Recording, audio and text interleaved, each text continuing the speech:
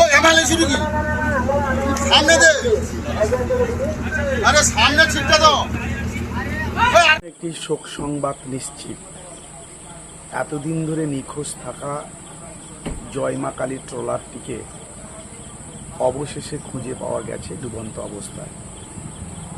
24 পরগনার গোবর্ধনপুরের কাছে এই ট্রলারটি উদ্ধার হয়েছে।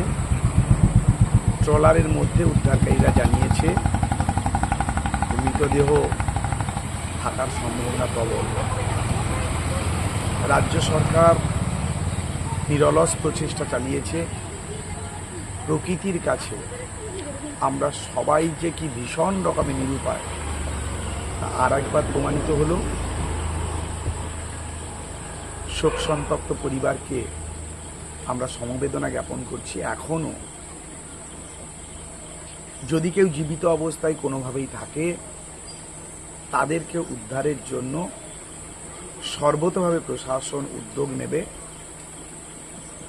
আর পরিবারের মানুষজনকে আমি অনুরোধ করব যে আপনারা